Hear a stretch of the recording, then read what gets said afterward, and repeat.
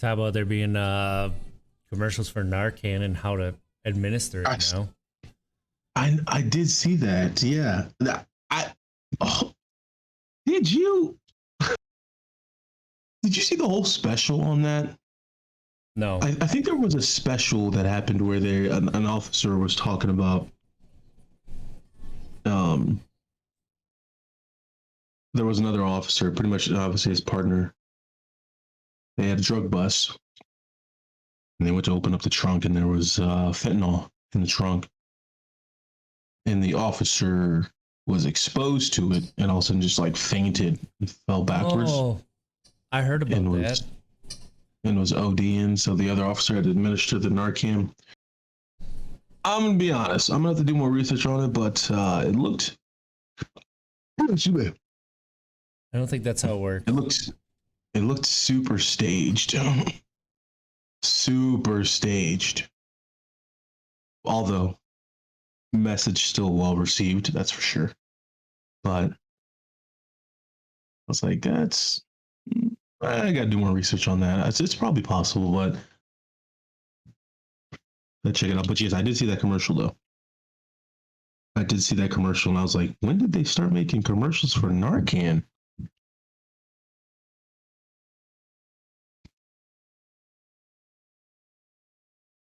I really hope that Yelich is starting to feel better. Sounds like it. Both were 400 feet, so.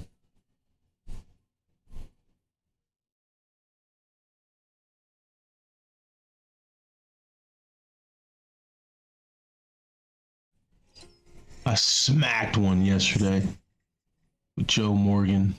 No, Shohei. 459. I was like, give me that. Give me that. That's what his grand slam was 454. Ooh, that's nasty.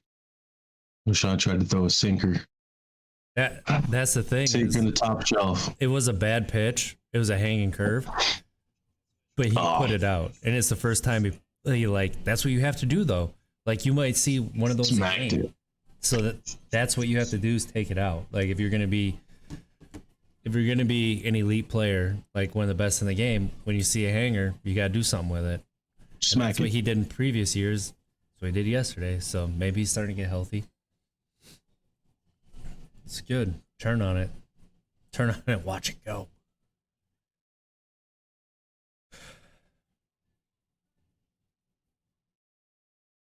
So let's see if Jenny gets on. Yeah, that's what it's showing.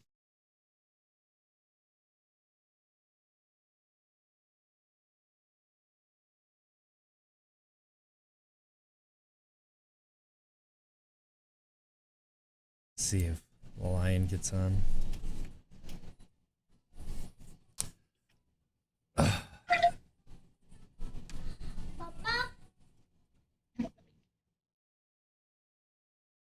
Ezra, what are you doing?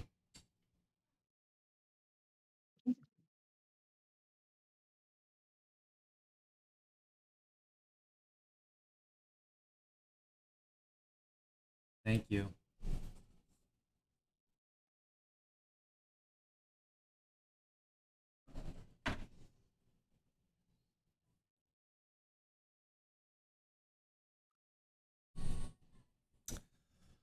What's up, everybody? Thank you for joining us this morning. Indeed. So this is going to be our last stream on Twitch. Morning, Carrie. Good morning. Good morning indeed. Last one. We've been talking about it for a little while. And wait, we haven't started the show yet, right? No, but I'm just talking to Twitch right now. To people tuning in. Yep.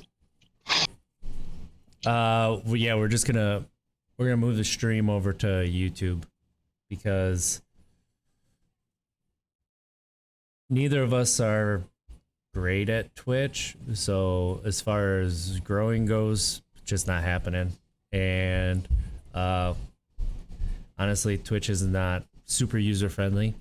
Right. Takes a That's lot of time to put into it that we just don't have. So we're just gonna move it over to YouTube and go from there. So we'll still be streaming at our regular show times, and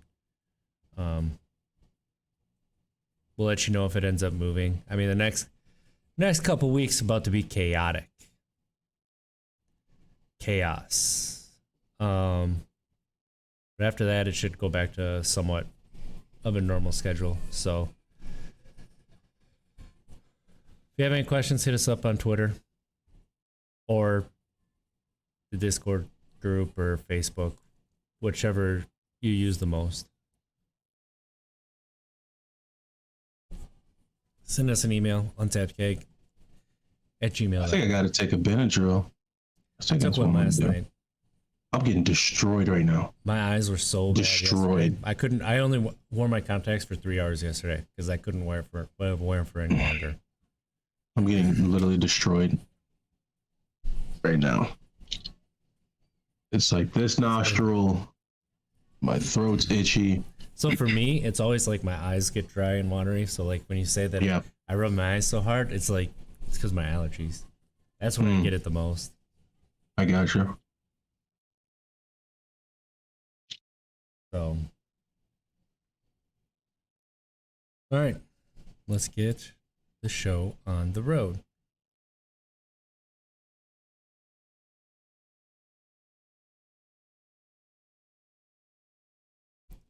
Ready? Yep. Welcome, and thank you for tapping into some Untapped Keg. I'm RJ Zimmerman, here with my good friend Monte Ball. How you doing this morning? I'm tired, man. You tired? I'm struggling right now. Still gonna have a good show, of course, but I think it's more so my allergies are just kicking my butt, man. Kicking my butt right now. These allergies, my nostrils, my eyes are watering earlier. Had to run upstairs pre-show to go blow my nose. Had to freaking, oh well, I guess I could have just went right here. But yeah, I'm getting destroyed right now. But outside of that, all's been well. All's going well. I think it's an exciting time right now going into the fall. TV shows, movies, football games, etc. All is well right now. How you doing, man? Delta just ripping through, you know? Delta. The variant? Yeah. You talking about the variant? Yeah. Oh, It's like I was like, what? right back to where we were a year ago, and it's For sure. frustrating. It's frustrating. And it's looking like it's going to be worse, actually, because get vaccinated. It's free. Don't pay for anything. you know, I had a good question. I asked somebody this the other day, and I kind of want your opinion on it. So, you know, people are going around saying right now, the folks who are not vaccinated, we can pretty much just chalk it up as they're never going to get vaccinated. Obviously, that you can't say that's 100%. I haven't asked my question yet. It's not 100% fact. No, you're good. But it's, what do you think? How many people do you think would actually be persuaded? Of the people who are vaccinated right now? Yeah, do you think it's gonna even be enough? Like to even, like, you know what I'm saying? Yeah, because to be enough to get to the herd immunity, right? You need to get to about 70% of your population.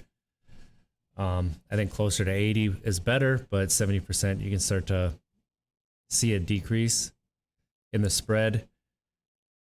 Right now, there's about 50% unvaccinated people in the United States. Okay. I would say 30 to 32% are never going to get vaccinated unless there's a massive change in messaging that they hear, because the messaging that they hear is all fear mongering, is a lot of false information, and that's right where their tribe stands. Now that other 20-ish%, you're looking at 18 to 20%. I think they're honestly just waiting for more data, like see how us vaccinated people are. Like no side effects except for that first day, right? Like that's it. 0. So As soon as there's a booster available, I'm getting it. I'm gonna be first in line. I ain't absolutely playing. Zero side effects. And so then they're gonna so the FDA is approving on Monday, correct? For the Pfizer vaccine? Yeah. So What do you once you think see that's that, gonna you do? might see more people go in.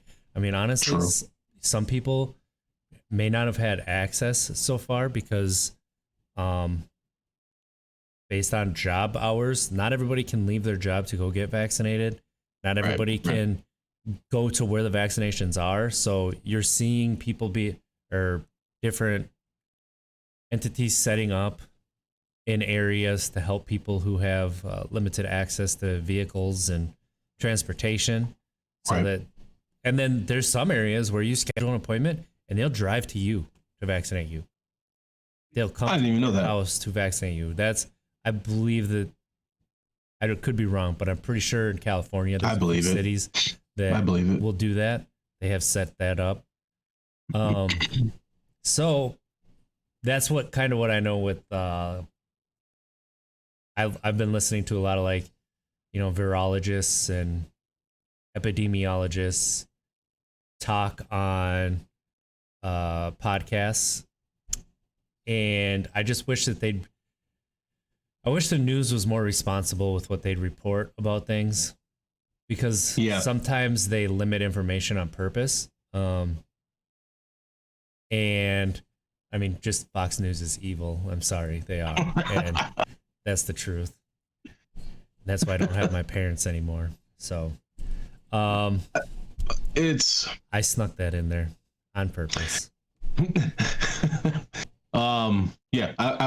I appreciate you responding to that, because So do we I was talking to somebody the other day. No. Right. Unless there's a huge. So here's something that I've read. Donald Trump just held a rally in Alabama. Alabama's really, really high case volume right now. Shocker. He urged them to get vaccinated, and they booed him. The crowd booed Donald Trump when he urged them to get vaccinated. I did not hear about this. I believe it was last night. So that tells you where those people stand. Even their deity, the person that they follow, no matter what, tells them to get vaccinated, and they just start booing. So what are not living it's in reality? So true. It's going to be interesting to see what anti-vaxxers say after tomorrow. If the FDA does come in and approve the Pfizer vaccine, it's going to be interesting then to hear what they have to say. They're not going to change any messaging. It's going to be the exact same thing. It's just the government being hush-hush and all this stuff, injecting microchips. Because, with your phone, they have... That's all the information they need, but they're going to put a microchip in you. You willingly give up all your information online. Literally, if you have a Gmail account, they have all of your information. Everything. They turn your microphone on. They have your location.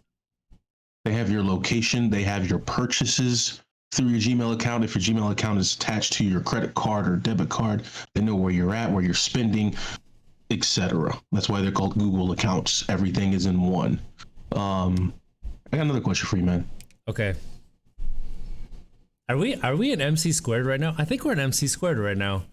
I think we're part of Monsa's conspiracy corner. No. This is perfect. But it's not super conspiracy corner, but we're there a little bit. Right. We're looking at the corner. This next question is gonna. My question is, why do you think there's such a explosion of conspiracies? Or rather, should the question be, why do you think so many people are so gullible nowadays? Facebook. Or right? Why are people so, the insurrection that happened on January 6th? How do you convince that many people?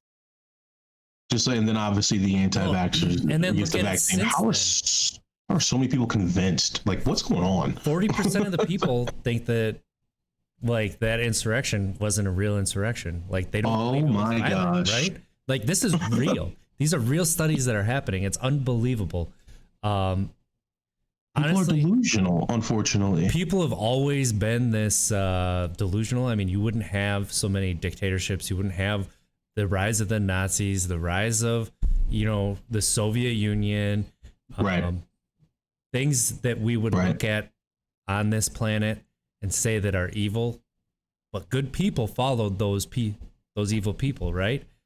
Or at least people followed them. The Dutch back in the 1500s, right? 1600s.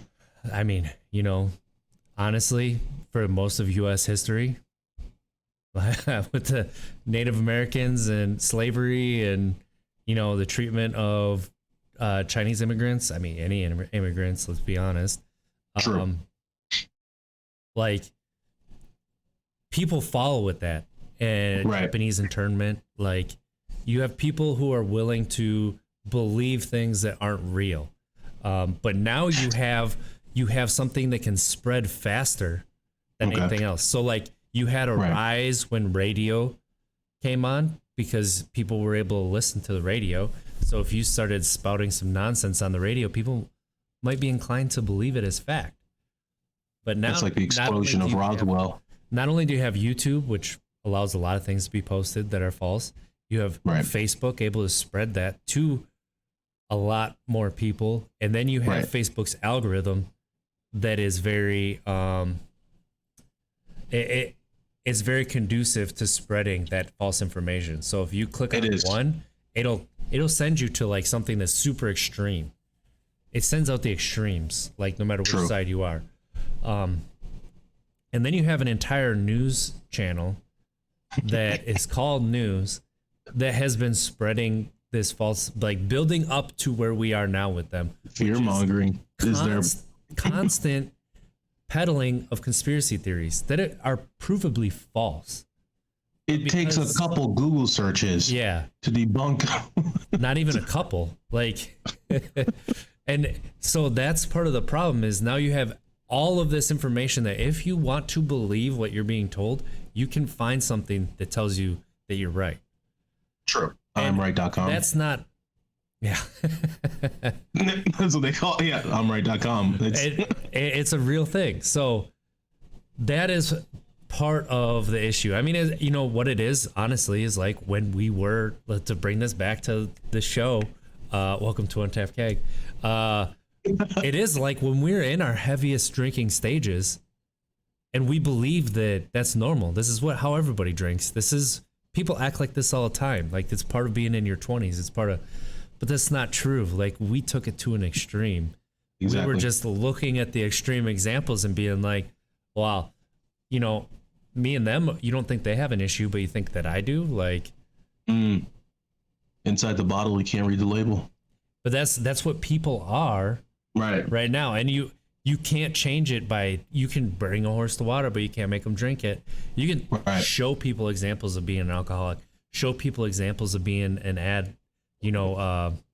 have a substance dependency issue, and they won't believe it until they see it for themselves. Until you want to make that choice, right? That's the same with me. That's the same with me. So until you want to make that choice, there's nothing that anybody can do to help make it for you. And that's where we are in society too, with reality. I'm liking where this conversation is going. I got another question for you. I'm liking this. So when it comes to Facebook, when it comes to social media, because I'm glad you gave that answer, because in my opinion, that is the correct answer. Information can spread faster nowadays, and not only spread faster, but just like you said, you can essentially create your own little bubble. Your timeline can be flooded with exactly what you want it to be flooded with. Again, if you believe that you're right about something, essentially you can search long enough on the internet and you'll find out that you are, quote, right. Yep. Is the sky black? Is the sky blue? Sky green? Purple? You could probably find millions of articles on stating that you're correct with every single color. Do you think that Congress, head of states, what have you, need to come down on Zuckerberg and others, and even Google, and at least try to make it to where you cannot speak? You can encourage folks to get the vaccine, or in a way just saying like, hey, I got the vaccine, I encourage other folks to get it. But I kind of feel like you can't upload YouTube videos of you diving deep into mRNAs and XYZs, etc., about what the vaccine is, what's being put in the vaccine. If you have no type of, doctorate degree, anything, any medical, you know exactly what I'm getting at here. If you have no extensive background in this research, or you studied it, don't you think that we should have some guidelines to where you can't just upload here? Mr. Ball can't just upload a video to dive in deep into the vaccine and talking about it and etc. Because I'm not an expert. Like, you know what I'm getting at? Well, I think that's freedom of speech. I get it. Right? Freedom of speech. That's where that line comes into play. It's like, we need to define what freedom of speech really is, right? Freedom of speech against the government. Yes, is the government cannot jail you for saying, "Hey, Joe, you guys suck. You effed up. You effed up. You stink. You're evil." Like, they can't. Somebody needs to overthrow this government because XYZ. Like, they can't jail you for saying that. Now, if you take actions to do that very thing, now that's no longer freedom of speech, and you're taking action, right? Right. But if you speak about it, you cannot be jailed, and you cannot incite people. Allegedly, you cannot incite people to do that either without consequences. So that's what true freedom of speech is. However, there is the freedom of the press, and that's more where this kind of falls into. There should be some more extensive guidelines. They should, if you are knowingly spreading false information, or let's say they have Monte Ball on, average person on the street, and they define you as somebody in the medical field because you work in the mental health field, like, that's not okay. And then you start spouting off your, what people should not think about the vaccine, but you really don't. Because people should not. You can sound like you know what you're talking about, but then like a real doctor hears you and they're like, this person has no idea what they're talking about. Exactly. Like, I could talk about mitochondria of a cell. As soon as you inject that vaccine, the mitochondria, they start to attack it. And when you start to get these mitochondria all worked up and attacking things, they can actually turn on themselves and eat their own cell. And like, that's not real. But I said mitochondria of the cell. So that makes me sound like an expert. Like that's a real part of a cell, is a mitochondria. Right. Everybody knows, like, I shouldn't say everybody. A lot of people know that's a real part of a cell.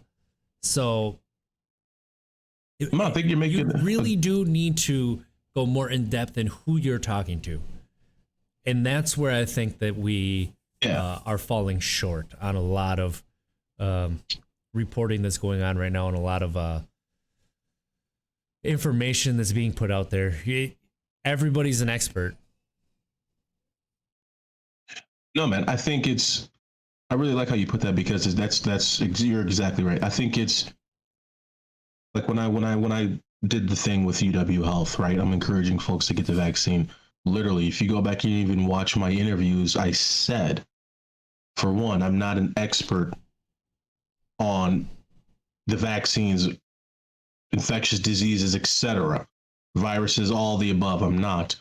Pretty much what I was stating, my message was, get off Facebook, get off Instagram, get off social media, and actually call CDC, talk to your primary care physician, walk up to the hospital, talk to some doctors, do whatever you need to do, but speak to the actual experts and gain your information from them, then make your decision.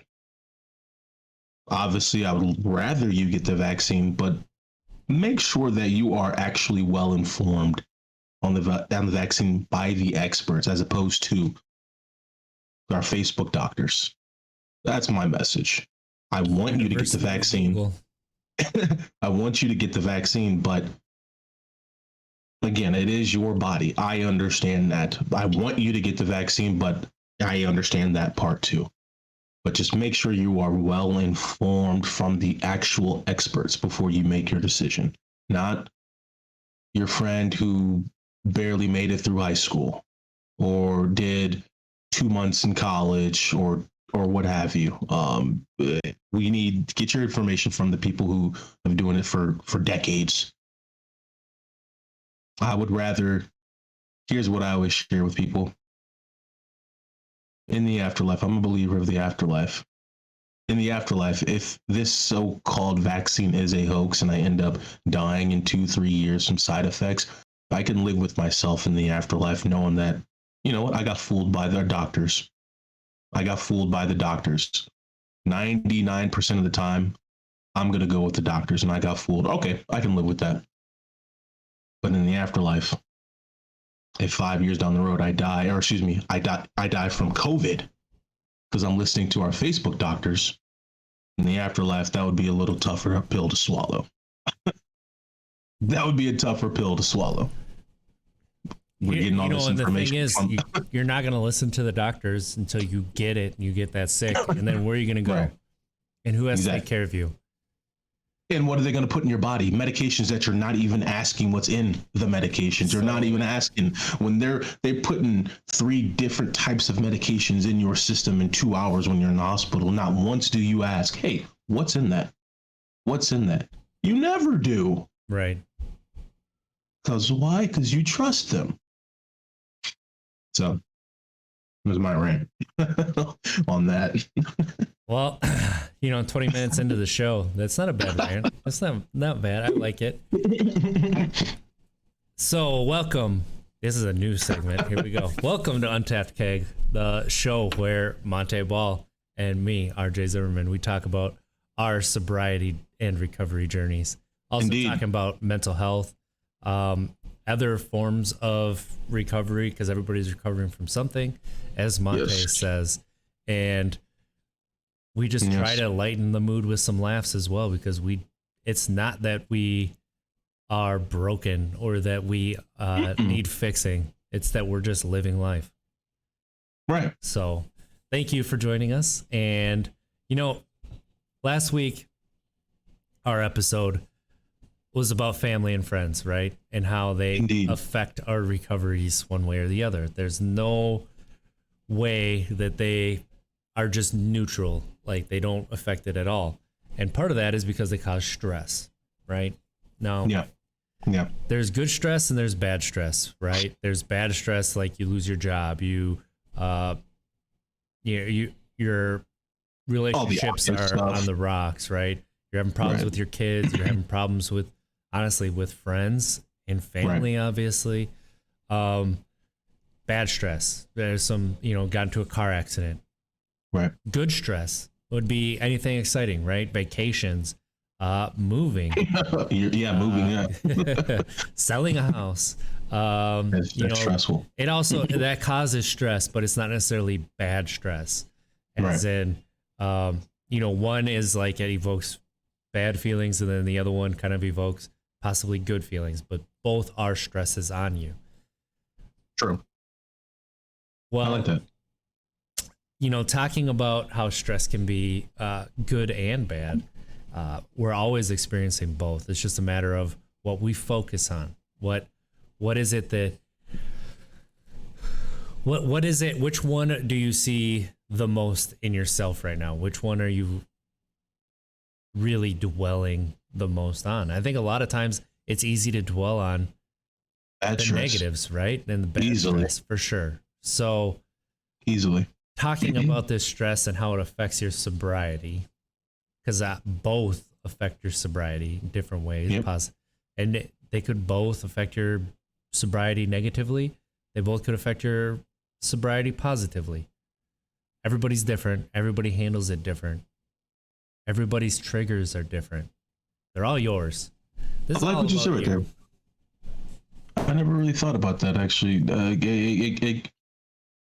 Good stress positively impacts my recovery journey because, as we've talked about for now 14, 15, 16 months on the show, is staying busy helps. Staying busy helps. So essentially what we're saying, stay busy, is good stress helps. It can like staying busy with work, grinding, making yourself, I mean, not to the busy, not extreme busy to where you are just running yourself into the ground, but staying busy, making sure you're doing XYZ, getting home and going to sleep. Right. I mean, Good stress does that's help. the best. When you're first starting going sober, that's what I did. That's what I found worked for Right. me. I put my head Right. down, just got through the days. But eventually you do have to come to terms with why this substance had control Yeah. of you like it did. What hole were you trying to fill? Because in my opinion, that's what we do. We try to fill a hole, right? Indeed. Except for donuts. Yeah, I mean, some of us do that too. So we try to fill a hole with donuts. No, I good stress, bad stress. I mean, I think it's. But even good stress. So like one of my triggers sometimes is good stress. It's being out with friends, having a really good time, and you just feel like this would be a good time for a beer or a old fashioned sour or you know, any of the above drinks that I used to drink. Like, Dude, I hear you, man. I'm playing. Got a few video games in last night, and some of the people I was playing with, one person was like, "Oh no, let me pause it real quick. Oh, hold on, guys, real quick. I'm gonna go grab a beer." And I was just like, "Man, it would be nice to drink a beer right now right? while you're playing some Call of Duty. If only you could have one. If only I could just have one. But if I would have even done that, Be here. I would probably have I've woken up probably. I don't know which county I would have woken up in, which county jail. I'd probably woken up in. So, but no, I hear you, man. I think this is a very important topic, especially I feel like we can kind of mirror this with, or kind of pair this with what we discussed the last time. So we're talking about good stress, bad stress today. And I think we can also talk about families as well. We're getting into the fall season. We're getting into the holiday season. So when we talked last week about families, you know, what are the dynamics looking like right now? Your family dynamics, your familial dynamics, given the pandemic, has the vaccine, the COVID, etc., gone super political for you and your family to where it has, you know, put a wedge in between you guys? That was our question last week. And so now fast forwarding to this week, talking about good stress, bad stress. If you are someone who has that wedge in between you and your family because this, for some reason, has gone political, how are you going to manage it going into the holiday season? This good stress, bad stress. Is that bad stress? Yep. Is that anxiety stress? Is it that you're sweating, you're thinking about it? It's 2 months down the road, but you're still like super fixated on it because you're nervous to get around your family who you have that wedge in between because of this pandemic, this political pandemic, etc. So I really just wanted to throw that out there because I think it does tie into the good stress, bad stress.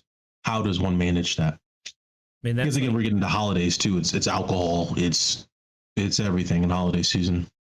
Breaks. It is. You're gonna start seeing even more commercials, and there's a lot of alcohol commercials, but you're gonna see even more. And everybody's gonna be, you know, it's gonna look like the perfect life. It's gonna look like everybody's having the best of time, and the reason they're having the best of time is because of that Bacardi or because of that whatever's big right now. Mike's Hard, whatever. Right. I don't know, like those hard ciders. I think that's been moved past. Honestly, couldn't tell you. Seltzer, that's what it is. Hard seltzers. So, like a LaCroix, but alcohol in it. I was a Coors Light guy. That's it. So, you know, it's fake. It's not real. Like that's not how life honestly is.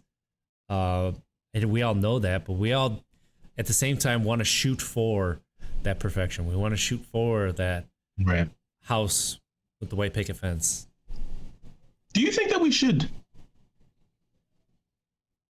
Because this is why I really enjoy our Sunday morning conversations. Because again, take a step back. Thank you guys for tuning in. We just like to kind of kick off the week.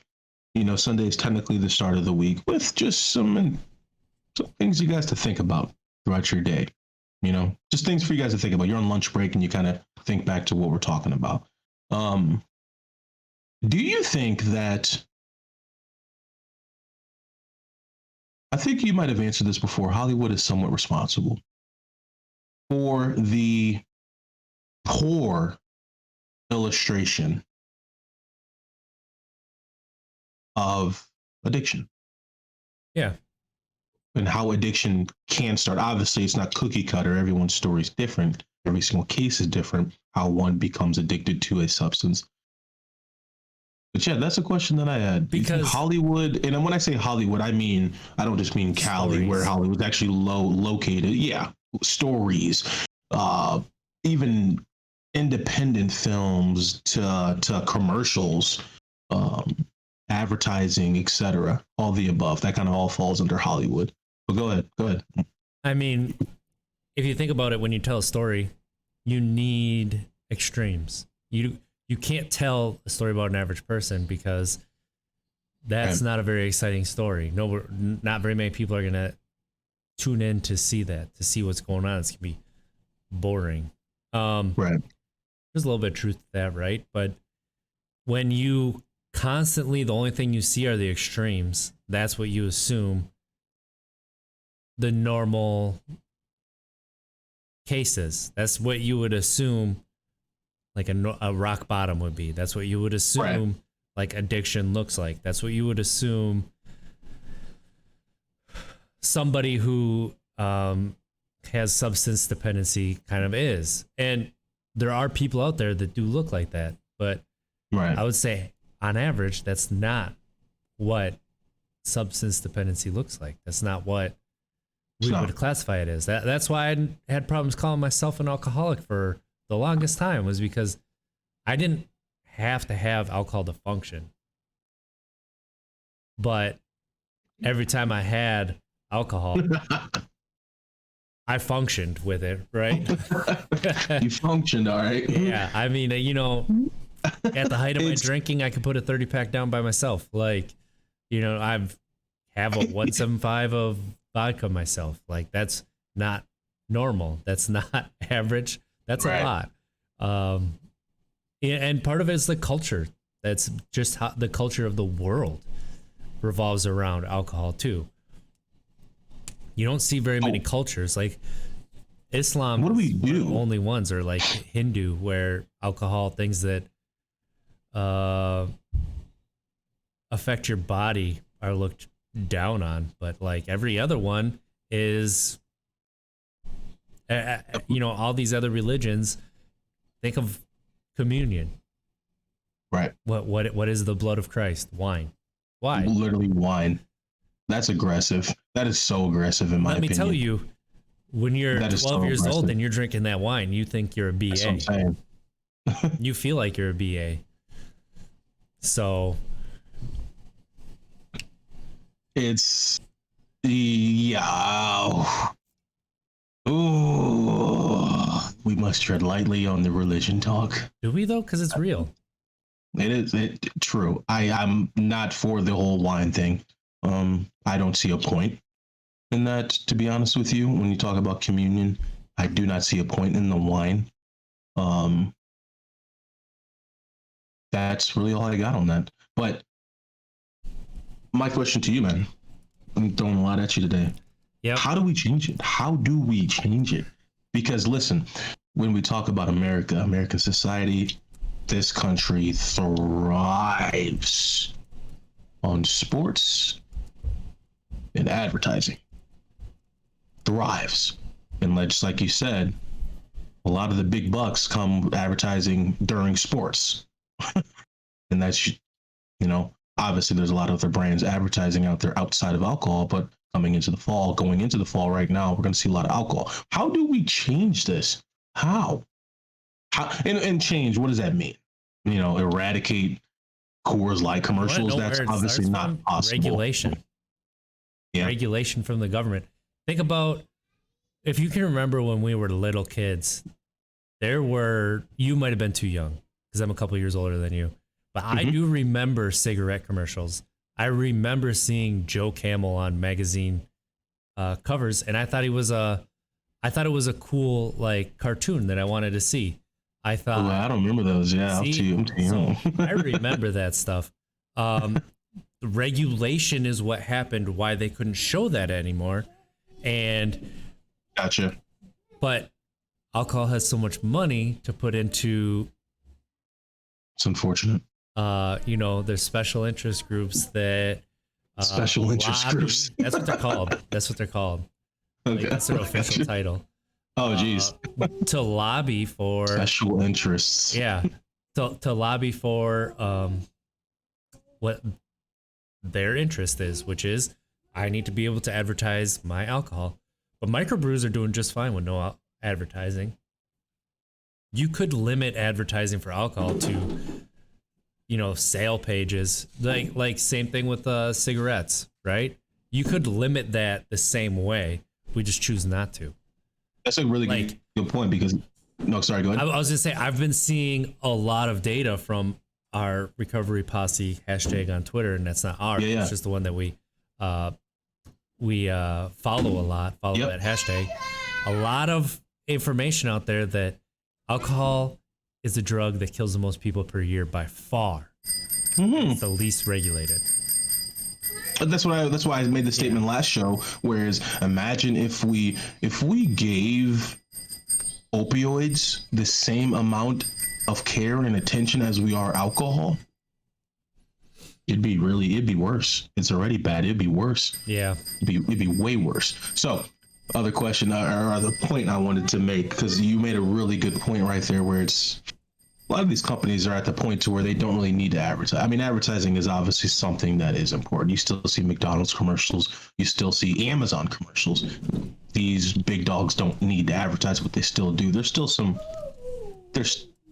you can gain from advertising. I understand that. But as you were mentioning that, what popped in my head was, when's the last time you've seen a root beer commercial? A root beer commercial? It's been a minute.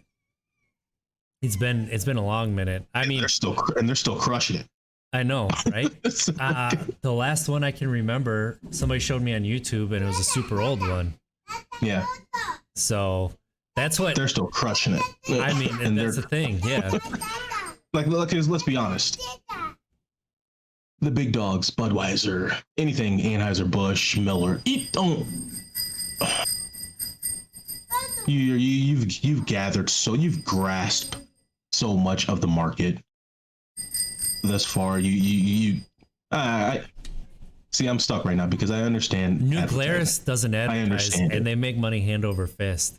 Okay, right? That's a good one. That's a really good one, actually. All of these microbrews that we're talking about that are by themselves, right. There's a few that have gotten huge. I mean, Sam Adams started as a microbrew. They advertise now, obviously. They advertised for a long time. But they grew to that level without any advertisement. You look at I'm trying to think, like these hard ciders, they grew without any advertisement. Moscow Mule, they grew before they advertised, and then they took off a little bit more. So you can still grow. You can without needing this advertisement, and that will go a long way, honestly. But this isn't just about alcohol companies. This is about TV networks. They lose out on so much money. There's a lot of money that you are keeping. But here's the thing: rich people.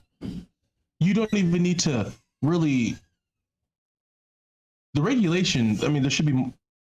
We can sit here and talk until our faces turn blue about how in depth they should be regulated. But at least for starters, these commercials, and maybe I need to go back and rewatch some, because I guess two questions here. I mean, do we really watch a beer commercial from beginning to literally the end? I guess around Super Bowl time.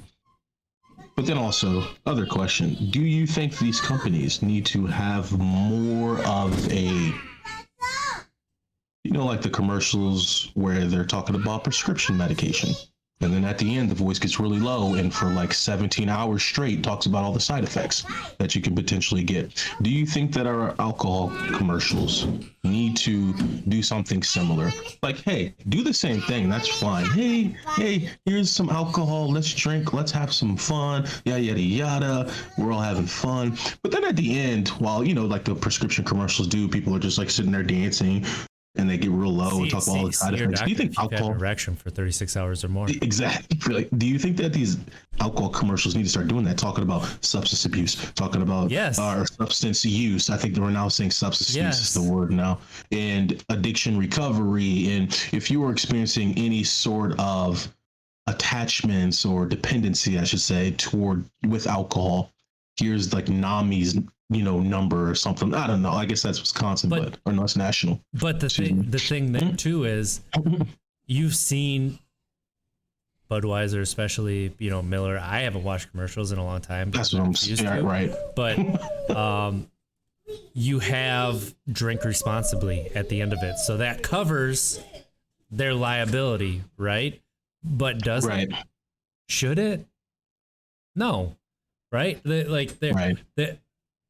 There's a point where regulation needs to take hold.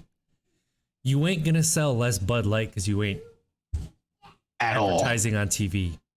But these TV networks are gonna lose out on a lot of money if they can't, if they can't advertise. So all of a sudden, Bud Light has a lot more money because they don't have the big marketing budget. Like, they're probably going to buy smaller brewing companies, which they already do like crazy. If somebody gets too popular, they buy them.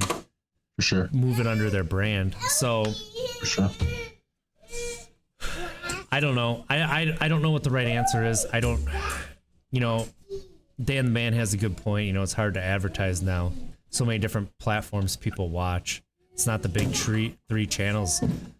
Right. So that does take away from the smaller person, right? But they're still growing. Microbreweries are still growing like crazy. Right.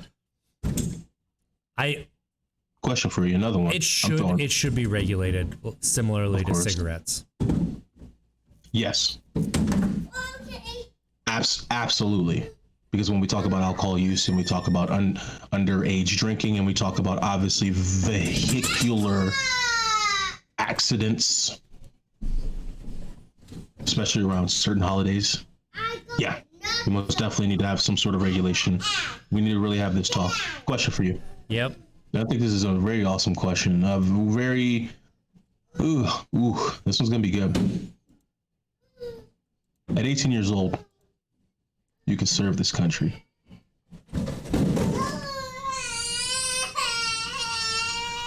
Do you think? Do you think that should be raised to age 21, or drinking should be lowered to 18? Well, you know what I'm saying? I kind of wrong. I think that you can drink with a military ID. You can? I believe so. I did not know that. I did not know that. Let me reel that question back in. Let me do some more. It might be on a military basis. Okay, let me reel that bad boy back in, and I'll do some more research on that to ask that question. Obviously, just for starters, I think it's the, leave it the drinking age of 21. But I really love that conversation there. The whole serving the country at 18, can't drink till you're 21, or can you drink at 18 while you also serve the country, or should you not be able to serve the country until you're 21? Indeed. So I think I'm going to reel that one back. We'll work on that. I'll work on that. I'll put that one back in the chamber. Question. It's a good point. It's a really good point. Like, that has been brought up multiple times, especially in the state of Wisconsin, where alcohol is life. Of course. What do you do about that? You can go fight wars, but you can't drink alcohol. That doesn't make any sense, especially with our culture. That's why I asked it, because it's legal. It's legal to kill someone, but it's not legal to drink alcohol. Like, what? It's a fair point. It's a good point. It needs to be stated. What do you do with that? I don't know. The drinking age was 21, was 18, then got bumped to 21, partially because of all the drunk driving. Because 18-year-olds are making such, you are not a full-grown adult at 18, no matter how much we want to believe that. Like, honestly, 25 is kind of the new adult. You can't rent a car till you're 25. Right? Yeah, right. Like, 25 is when we finally are like, actually, now this is what we this is kind of where we are with our mental age, is like that's kind of where you Absolutely. hit adulthood. That's when your brain stops growing, developing in a sense, around age 25, 26. I think these are really good points, man. I'm gonna think on that. And Jenny's dropping some knowledge. We appreciate that information, Jenny, in the chat. So essentially, to our listeners, Jenny in our chat researched it. If you can drink, if you were under the age of 21 and you were serving in the military, if you can drink, technically the answer is no. The bases, wherever the base is stationed, that base, that commander, what have you, has to abide by the state law, federal, essentially, is what it is. But if, ooh, that's a good question. What about if it's in like, what about like Afghanistan before we pulled everybody out? That's what it says. The minimum drinking age on a U.S. military installation U.S. outside the U.S. is 18 years. Higher minimum drinking ages may be based on international treaties and agreements and on the local situation as determined by the local installation commander. Thank you for looking that up, Jenny, and finding that so quickly.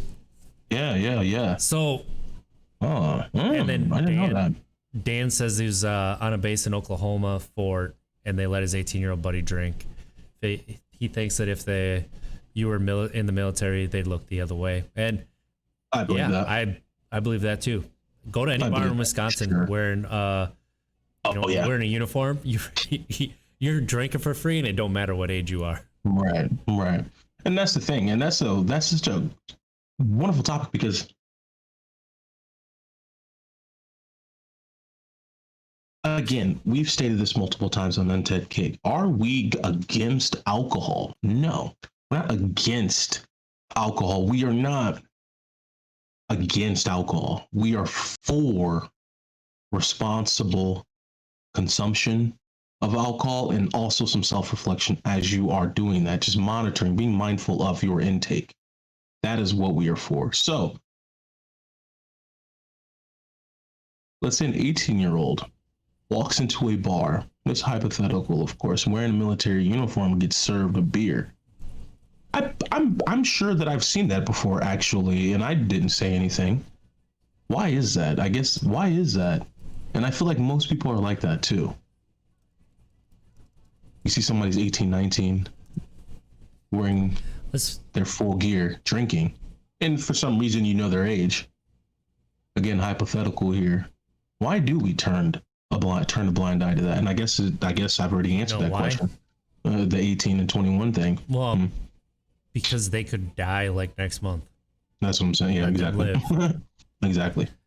And for this person, this man or woman who's serving, and obviously others before them and more is going to come after them, obviously they provide us the luxuries, the freedom to be a merchant and serve alcohol. Okay. It's a tricky topic. It's a tricky subject. It really is, but I think it's really thought-provoking. Because I was going to say about this, in Wisconsin, it's very easy to get served at a bar under 21. Bro, you can be 16. And a lady at a bar was offering to buy me drinks. Like, in Wisconsin, if you are in a bar, you are 21 years old. In this state, for some reason, they don't believe in that people snuck in or anything. It's which that's probably everywhere, unfortunately. If you're in, you're in. I guess it's not up to the bartender, it's up to the doorman or woman. Yeah, but small towns, there ain't no door person. Right. Even Madison, Milwaukee, there ain't no door person generally. You just walk in. Right. And if you have enough confidence, they aren't going to check your ID generally. So that's kind of. Sorry, go ahead. I was going to say there's a line, right? There's a line that is drawn with alcohol, and there's a point where when you start drinking as a young person, how often does it turn into irresponsibly drinking, it being a burden? Like you look at France, you look at a lot of European countries, there is no real drinking age. Like they have wine with their dinner, but that's the only time that they have wine is with their dinner. So they see from their parents responsible drinking. Don't get me wrong, there's alcoholism, there's still dependence issues, there's substance abuse. There are many fallouts from that as well, but it's not as prevalent as it is in the United States. So I think a lot of that has to do with culture. I mean, which is obvious, of course, but when getting more in depth into that is the stressors. Do you think that us Americans face more stressors than other developed countries like France or Germany? Obviously, it's kind of, I guess that can kind of be a dumb question in a sense because neither of us have lived in any of those countries to have a real opinion, factual opinion of sense to this question. But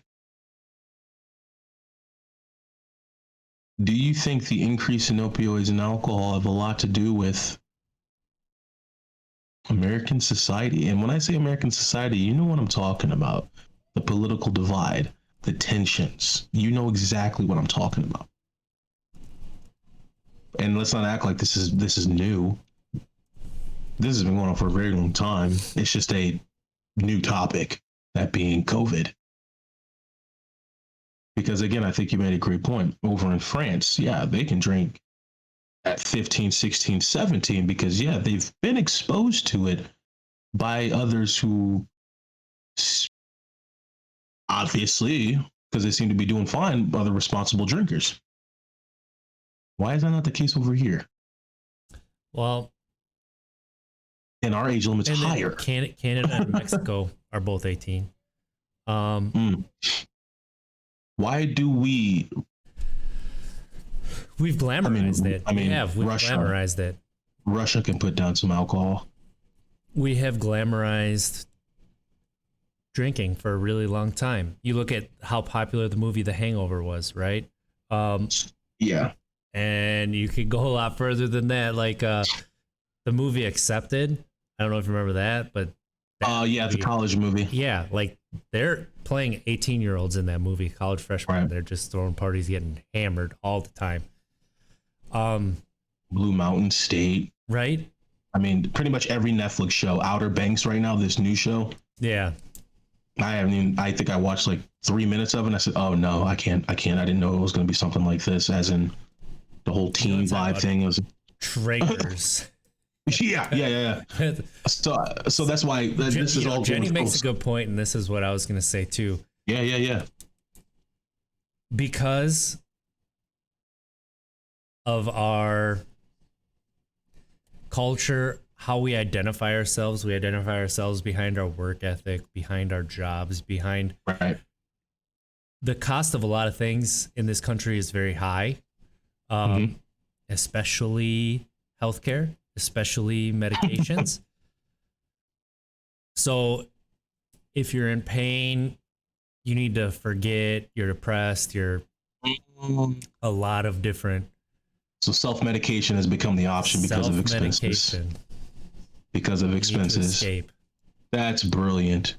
That is, dude, I could write like 17 papers on that.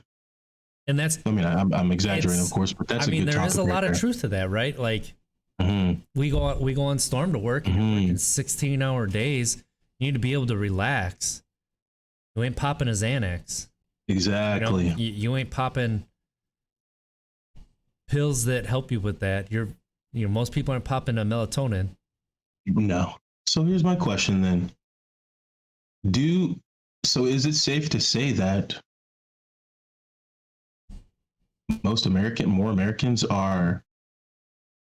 they feel safer taking alcohol than prescription drugs? It's not that they feel safer. It's that safer as in they feel financially, it's a better decision. Alcohol. Like as opposed to putting Xanax in your body and not understanding how you're going to react to it. No, I think it has to do with going to the doctor, period. Right. How many, I have literally had this conversation with myself. many times this year, how much do I need my ADHD medication? Because it is very expensive based on my new healthcare plan. Like, I pay a lot of money a month, and it doesn't cover any medications. Zero medications it covers. Accessibility. This is a good topic, man. My coworker and his family, like a family member decided because it was too expensive that they were going to cut out some of their medication that they need. Right. Well, they had a conversation like, we can't do this. We need to make cuts elsewhere. You have to take that. And so they went back and they got it, but they had to do research on how to get it cheaper. Like, yeah. That's America. Like what it would cost $25, $50 other places, basically anywhere in the world. I mean, I'm paying $400 at a time for my medication. Like, and that's the generic. So people are making choices. Do I need to go to the doctor or do I just want to go to the doctor? Like, that is not a question you should be asking yourself. If you're asking yourself that question, you need to go. However, can you afford it? No, I can't go. Like, it's a basic human right that we have not allowed people to go to the doctor when they need to. Even if you're a hypochondriac, that doesn't mean you don't have anything. I never even thought about that, man. Like, I'm kind of blown back right now. Sorry, I never thought about this direction. With my coworkers about our insurance, because our insurance is not good. We have a very, very, very laborious job, a very dangerous job. Yeah. And we have to think about, man, my shoulder really hurts. Does it hurt to the point that I probably shouldn't be doing this? Yes. Should I go to the doctor? Probably. I'm not going to. I'm not going to spend that money. Like, and then your shoulder gets to the point that you can't move it.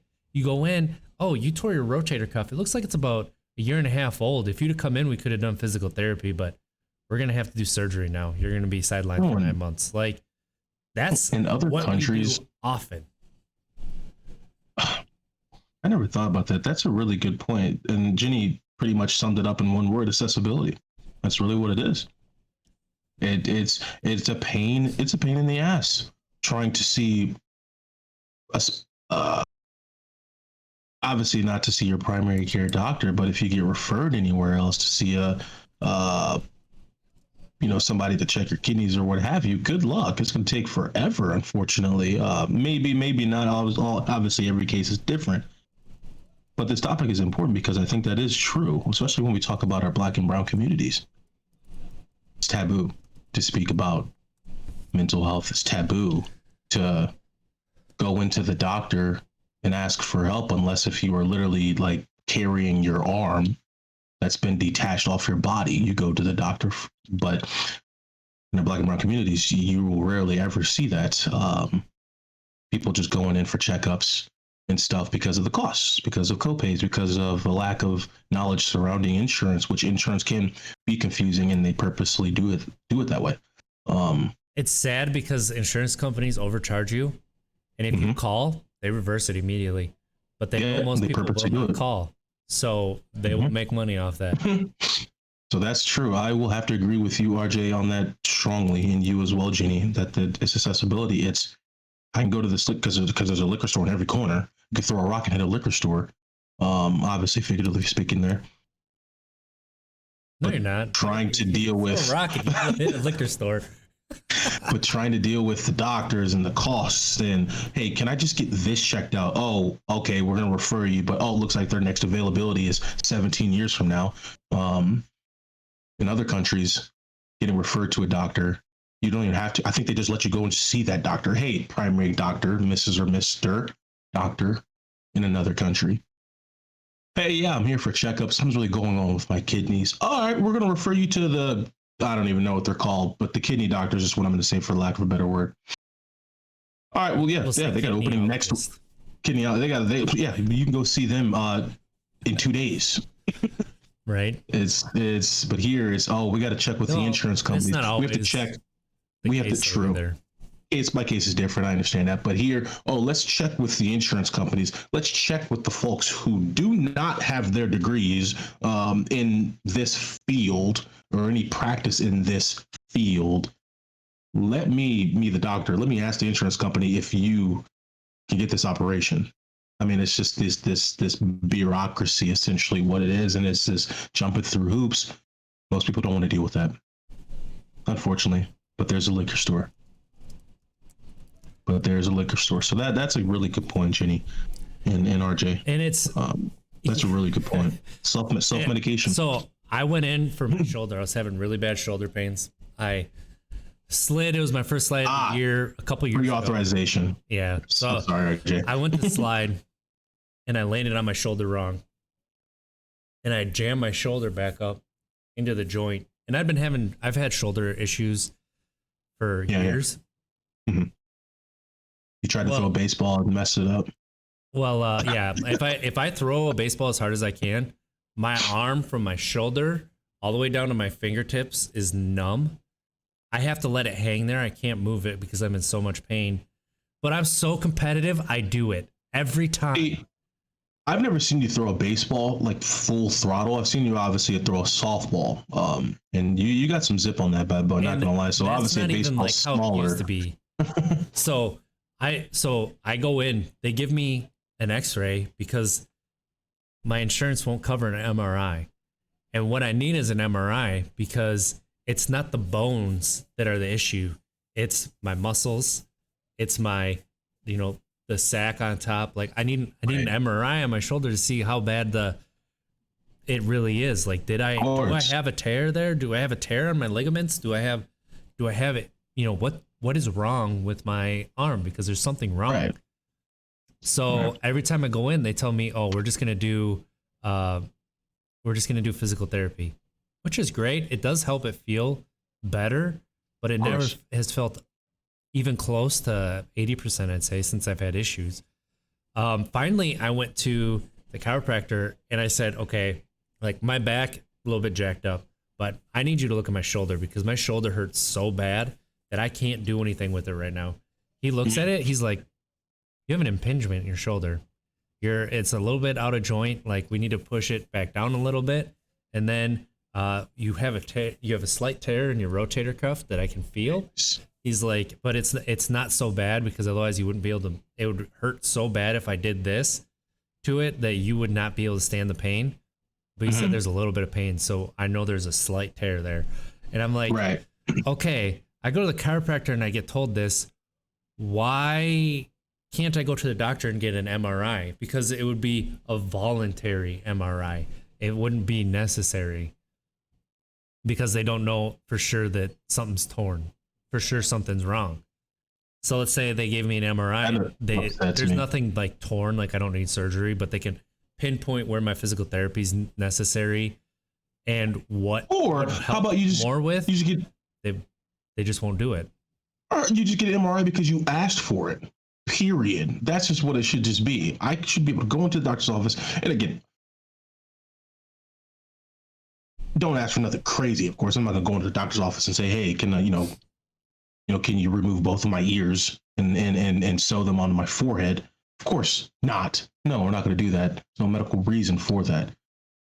But you got somebody who's really been, their shoulder's been bothering them significantly for years.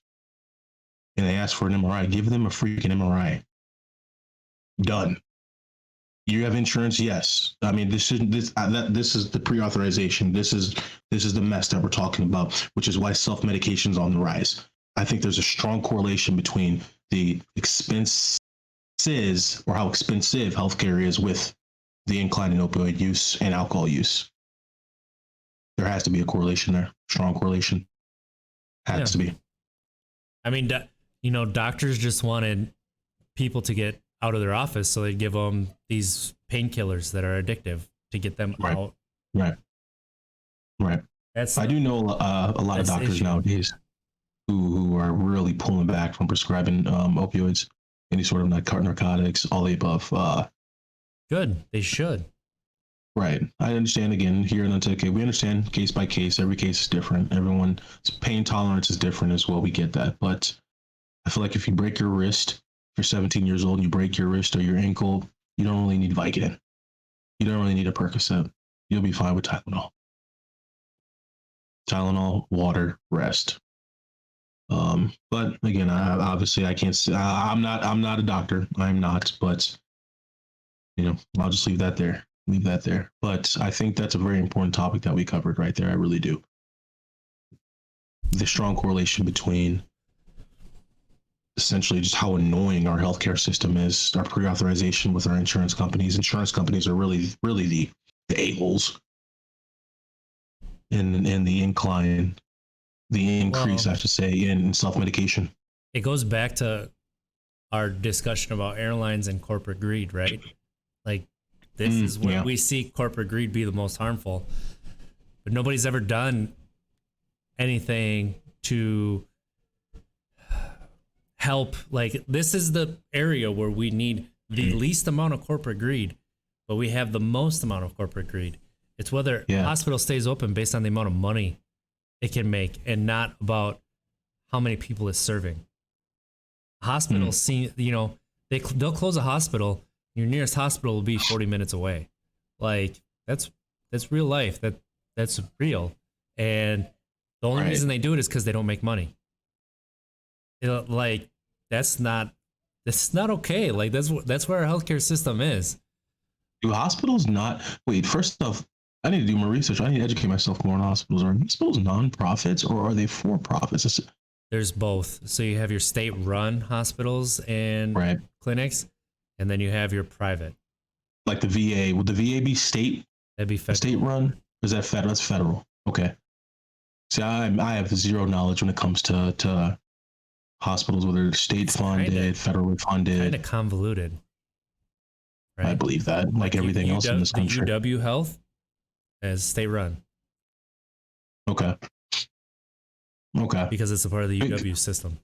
And I ask because before any hospital goes belly up, I feel like the state should step in because, hey, we all want our hospital to do fine or to be functioning correctly for obvious reasons.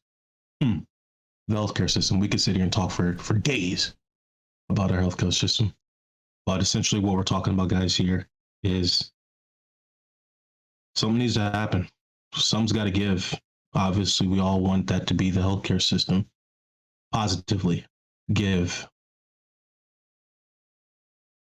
We may see if we make it more affordable for folks to receive care. I feel like that's the right step in the direction of seeing the data decrease in opioid use, alcohol use, underage drinking. Probably not underage drinking. I'll take that one back. Kids will be kids, unfortunately. I think we would see a decrease. I think we would, not significantly, but again, a slight decrease is better than the alternative. Sure is. Right.